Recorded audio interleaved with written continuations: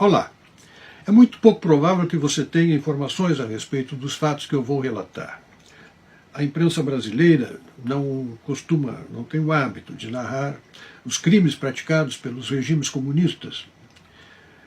Trata-os com extrema benignidade. E nas aulas de história, então, muito menos provável que estes assuntos tenham sido tratados. Eu, pessoalmente, inclusive, só estou a par deles porque estava escrevendo sobre eles quando os fatos aconteceram.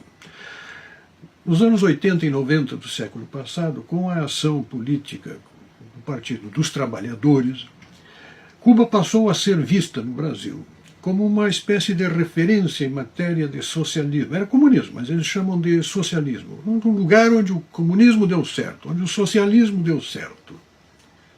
Isso não tem como dar certo. Mas eles faziam toda uma grande publicidade sobre as grandes figuras da Revolução Cubana. Fidel Castro, Che Guevara eram reverenciados. Os símbolos dessa revolução, bandeirinha de Cuba, estatuetas do Che Guevara, camisetas do Che Guevara, estatuetas do Fidel Castro, canecas, copos, essas quinquilharias de publicidade da Revolução tinham um valor comercial e eram vendidas em barraquinhas do Partido dos Trabalhadores, onde houvesse maior concentração, algum evento político, e com a venda desta quinquilharia o partido arrecadava fundos para a sua manutenção. O PT já viveu tempos assim. Lá atrás as coisas eram mais difíceis. Depois, no poder, a vida se tornou muito mais fácil para todo mundo, não? Pois bem, em função disso, no ano 2000, eu resolvi ver de perto o regime cubano. Que diabo que está acontecendo nessa ilha? Fui, vi que diabo estava acontecendo na ilha, não mudei meu ponto de vista, passei uma semana passeando para conversar com as pessoas, perceber as dificuldades do regime, vi um país em completa decadência de sua estrutura toda, e voltei para cá. Quando cheguei, houve uma grande curiosidade em torno das minhas observações. As pessoas queriam me ouvir e tal, e alguns me sugeriram que eu escrevesse um livro a respeito. Gostei da ideia, escrevi esse livro. Tem o título de Cuba, a Tragédia da Utopia. Esse livro está esgotado. Publiquei esse livro em 2004. Enquanto estava lá, aí sim, papel, lápis, caneta, máquina fotográfica, conversei com dissidentes, fiz contatos, vivi a experiência, até por ter conversado com dissidentes, o que significa, o que é você viver num país comunista, instalado numa ilha de um regime policialesco de controle absoluto dos movimentos das pessoas, da vida das famílias. Eu senti na pele isto, porque pessoalmente, por ter estado em contato, fui o objeto de observação e acompanhamento. Bom, voltei, comecei a escrever o livro em 2013, quando estava escrevendo o livro, fui em novembro de 2002, quando estava escrevendo o livro, desabou sobre a ilha, e é isso que quero relatar, a Primavera Negra de Cuba. Primavera Negra foi uma volta da repressão política, uma violenta repressão política, desabando sobre toda manifestação de desagrado, de oposição, de dissidência, que levou à cadeia, a condenação, a julgamento e condenação, 75 personalidades conhecidas da ilha. Poetas, escritores, defensores de direitos humanos, dissidentes políticos.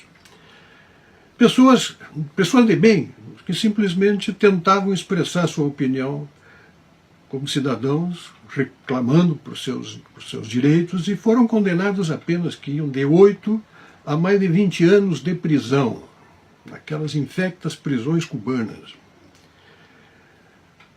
Entre elas, pessoas com as quais eu havia mantido contato, meses antes.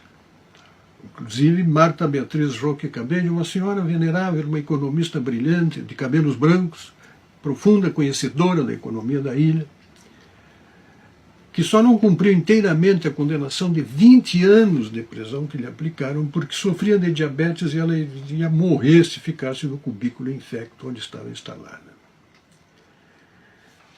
Esse foi um dos fatos que marcaram aquilo que ficou conhecido como a Primavera Negra de Cuba.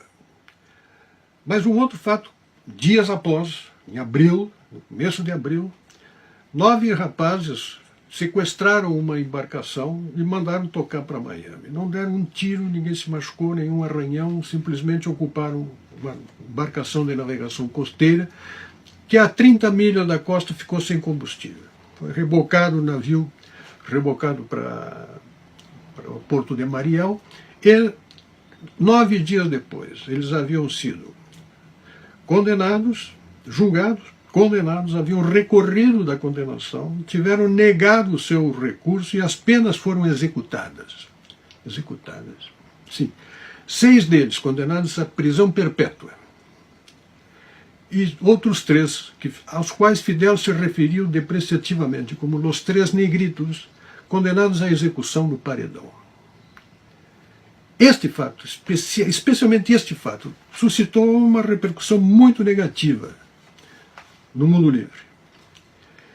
E alguns apoiadores do regime, inclusive, recuaram no seu apoio. A cantora argentina Mercedes Sosa desembarcou do barco de Fidel, rompeu relações com ele, e era alguém que participava, comunista, que participava da intimidade do regime. O escritor português, também comunista, José Saramago, escreveu um artigo dizendo: até aqui eu fui, não dá para ir mais. 20.000 execuções Saramago levou na boa, mas 20.003 encheu o copo dele. Os 3 negritos foram 3 gotas que entornaram o copo de José Saramago.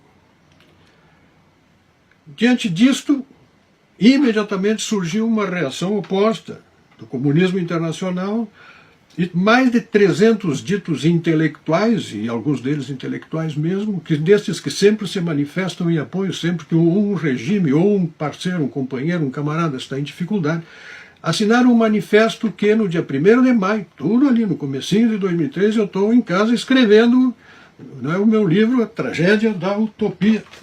Aqui, estava escrevendo esse livro. No dia 1º de maio, foi lido na Praça da Revolução esse manifesto de 300 intelectuais com o título de Chamamento à Consciência Mundial, defendendo o direito e a autonomia do governo cubano de tratar dos seus negócios internos com vistas à própria segurança, que estava sempre permanentemente ameaçada pelo capitalismo, pelo imperialismo yankee. Adolfo Pérez Esquivel, um dos signatários, Gabriel Garcia Marques, o cantor Harry Belafonte, Eduardo Galeano, Uruguai, e tantos outros assinaram esse documento, rechearam-no com suas assinaturas, e alguns brasileiros. O arquiteto Oscar Niemeyer, comunista, aquele que projetou essa maravilha chamada Brasília,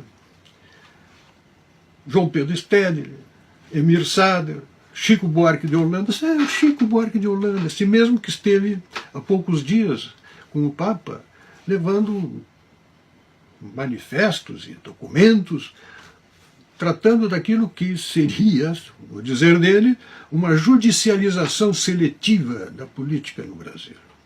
Com isso ele quer dizer, em palavras mais simples, que há um santo em vida que está preso na carceragem de Curitiba, que não deveria estar ali porque é um homem perfeito, uma alma fora de qualquer suspeita, uma alma sem jaça, alguém que pode comungar sem confessar porque não tem pecado. Um santo que está sendo perseguido, recebendo condenação em cima de condenação.